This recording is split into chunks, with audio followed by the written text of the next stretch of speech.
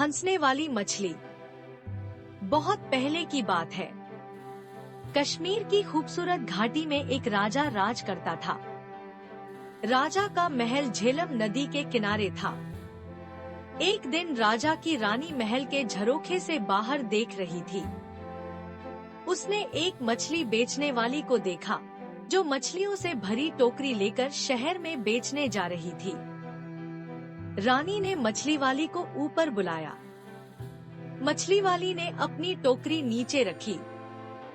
टोकरी में ऊपर ही एक बहुत बड़ी मछली थी। यह मछली नर है या मादा? अगर मादा होगी तो मैं ले लूंगी, रानी बोली। रानी का इतना कहना था कि मछली जोर से हंसी और टोकरी में नीचे चली गई।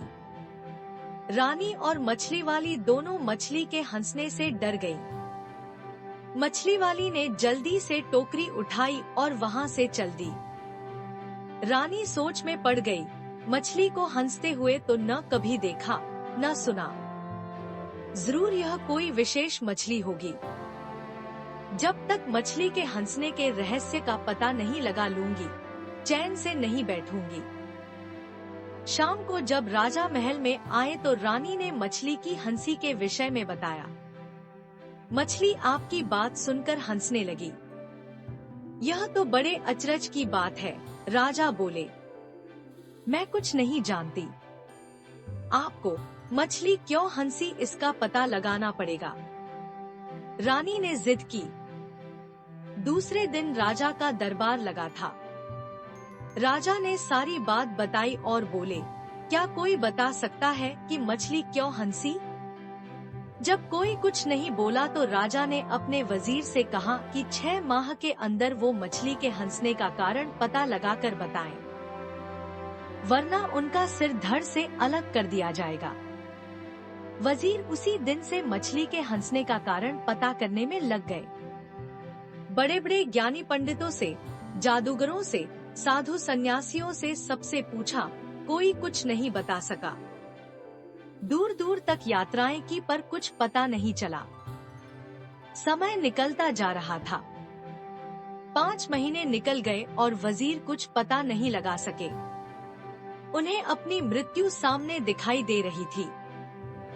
उन्होंने अपने बेटे सुलेमान को बुलाया और कहा, बेटे मुझे तो 1 महीने के बाद राजा मरवा देगा। कहीं राजा का क्रोध तुम पर भी न उतरे, इसलिए तुम यहाँ से चले जाओ। सुलेमान अपने पिता से बहुत प्यार करता था। वह बोला, मैं आपको अकेला छोड़कर नहीं जाऊंगा। वजीर ने उसकी एक नहीं सुनी और समझा बुझाकर सफर पर भेज दिया। सुलेमान दुखी मन से बिना सोचे समझे जो रास्ता मिला उसी पर चल दिया। चलते चलते रास्ते में सुलेमान को एक किसान मिला। किसान शहर से सामान आदि खरीदकर अपने गांव जा रहा था। सुलेमान ने सोचा, एक से भले 2।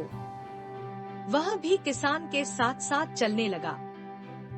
थोड़ी देर चलने के बाद सुलेमान बोला, देखिए चलते चलते हम दोनों थक गए हैं। ऐसा करते हैं कि आधे रास्ते आप मुझे लेकर चलिए और आधे रास्ते मैं आपको लेकर चलता हूँ। इस तरह से रास्ता आसानी से कट जाएगा। किसान उसकी बात सुनकर अचकचा गया। आधे रास्ते यह मुझे लेकर चलेगा और आधे रास्ते में?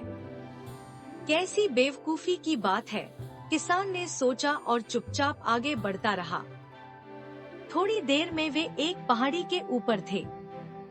नीचे झेलम नदी की पतली धार दिखाई दे रही थी और ऊपर देवदार के पेड़ों का जंगल। दोनों एक पत्थर पर बैठकर सुस्ताने लगे।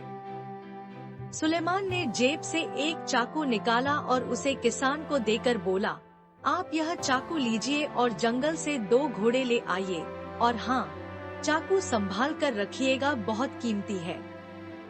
चाकू लेकर मैं जंगल से घोड़े पकड़ लाऊं। यहाँ इस पहाड़ी पर घोड़े? या तो यह खुद पागल है या मुझे पागल बना रहा है, किसान बड़बड़ाया। थोड़ी देर में फिर से दोनों चल दिए। कुछ देर बाद दोनों एक खेत में पहुँचे। खेत में पकी हुई फसल कटने के लिए तैयार खड़ी थी। कितनी अच्छी फसल है, किसान फसल देखकर बोला। हाँ वह तो है, पर पता नहीं फसल खा ली गई है या बची है। सुलेमान ने जवाब दिया, खा ली गई है। क्या मतलब है तुम्हारा? देख रहे हो फसल अभी कटी नहीं है और तुम कह रहे हो खा ली गई है। किसान गुस्से से बोला। मैंने तो यूं ही कह दिया, सुलेमान बोला। और वे फिर अपने सफर पर चल दिए। अब वे एक फूलों से भरी घाटी में पहुँचे। घाटी के एक छोटी सी नदी बह रही थी। नदी के पार पहाड़ी थी जिस पर एक गांव दिखाई दे रहा था। किसान ने अपने जूते उतारे, पजामा ऊपर खोसा और नदी पार करने लगा। नदी अधिक गहरी नहीं थी पर धार बहुत तेज थी और तलहटी में ढेर सारे छोटे बड़े पत्थर थे। नदी पार करके किसान मुड़ा तो उसने देखा कि सुलेमान जूते पहने हुए ही नदी पार कर रहा था। सचमुच में ये पागल है, किसान ने सोचा। नदी पार करके दोनों पहाड़ी पर चढ़ने लगे। गांव के पास पहुंचकर किसान बोला, मेरे घर चलो, कुछ खा पी कर और आराम करके आगे के सफर पर निकल जाना। मुझे बड़ी खुशी होगी आपके घर चलकर, लेकिन क्या आपके घर की छत इतनी मजबूत है कि आप मुझे अपने घर ले जा सकें? सुलेमान ने जवाब दिया। अब किसान अपने गुस्से पर काबू नहीं रख सका और बोला, मैंने तो शराफत के नाते अपने घर आने की दावत दी थी। नहीं आना है तो मत आओ, पर मेरा अपमान तो मत करो। इतना कहकर किसान अपने घर की तरफ चल दिया। किसान की एक बेटी थी, गुलनार, बहुत समझदार और चतुर। जब उसने अपने पिता का गुस्से से तमतमाता चेहरा देखा तो बोली, अब्बू क्या बात है, किस पर इतना नाराज हो रहे हैं? अरे एक लड़का है, रास्ते में मेरे साथ हो लिया। रास्ते भर तो ऊट पटांग बातें करता ही रहा। अब मैंने जब शराफत के नाते घर आने की दावत दी तो कहता है कि क्या मेरे घर की छत मजबूत है। जैसे वह आएगा तो उसके ऊपर छत गिर पड़ेगी। किसान बोला। अपने पिता की बात सुनकर गुलनार हंसने लगी।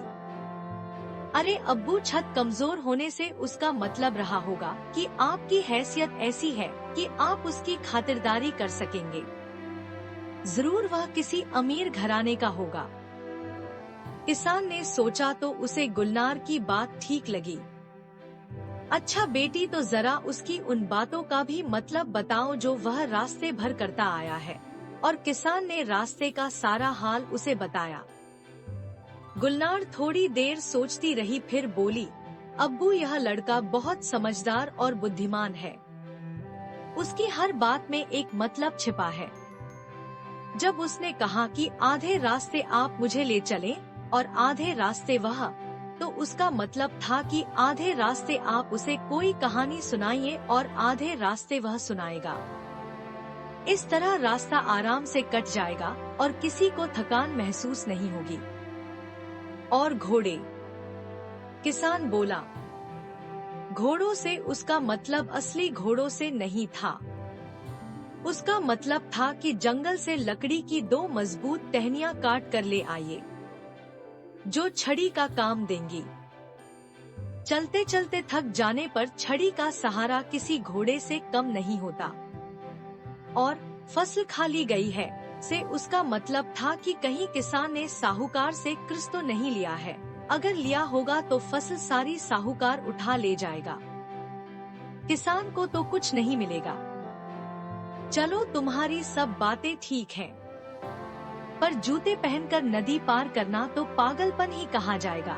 किसान बोला।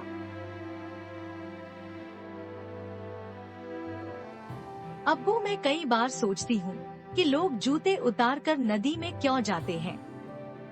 ऐसा करने से कोई नुकीला पत्थर उनके पैर में चुभ सकता है और वे गिर भी सकते हैं। जूते पहने रहने पर पैरों का बचाव तो होगा। अरे यह लड़का तो सचमुच में बहुत अक्लमंद है, मैं अभी उसे लेकर आता हूँ, कहकर किसान घर से निकल गया। इधर गुलनार ने सोचा क्यों न वह भी लड़के की परीक्षा ले। उसने एक थाली में 12 रोटियां रखी, एक कटोरा खीर का भरकर रखा और दूध से लबालब भरा हुआ एक जग रखा। थाली नौकर को देकर बोली, यह थाली सुलेमान को देना और कहना कि साल में 12 महीने होते हैं, पूरे चांद की रात है और सागर में पानी लबालब भरा है। नौकर लालची था। उसने सोचा अगर मैं थोड़ा खाना खा भी लूं तो लड़के को क्या पता चलेगा। उसने एक रोटी खीर के साथ खा ली, फिर जग में से थोड़ा दूध पी लिया। फिर उसने जाकर थाली सुलेमान को दी और गुलनार का संदेश सुनाया। सुलेमान ने थाली रख ली और नौकर से कहा, आप अपनी मालकिन को शुक्रिया कहिएगा और कहिएगा कि साल में 11 महीने होते हैं, आधे चांद की रात है और सागर में पानी लबालब नहीं है। नौकर ने आकर गुलनार को सुलेमान का संदेश सुना दिया। गुलनार समझ गई कि नौकर ने थाली में से खाना खाया है। नौकर ने मान लिया कि उसने चोरी की है। यह बात तुम्हें कैसे मालूम पड़ी कि नौकर ने थाली में से खाने की चोरी की है? किसान ने पूछा। अब्बू, मैंने 12 रोटियां रखी थी, मतलब साल में 12 महीने। कटोरा भरकर खीर का था, यानी पूरे चांद की रात, और सागर में लबालब पानी मतलब जग दूध से भरा है। सुलेमान ने कहलवाया, साल में 11 महीने हैं, मतलब 11 रोटियां, आधे चांद की रात मतलब कटोरा आधा खाली, और सागर में पानी कम है मतलब जग में दूध कम है। वाह, तुम दोनों का जवाब नहीं, किसान बोला।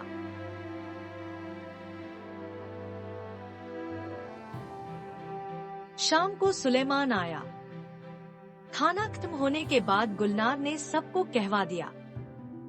कहवा पीते पीते सुलेमान ने अपने पिता और मछली की हंसी के बारे में बताया और बोला, अगर जल्दी ही मछली की हंसी का रहस्य नहीं सुलझा तो मेरे अब्बू की जान चली जाएगी।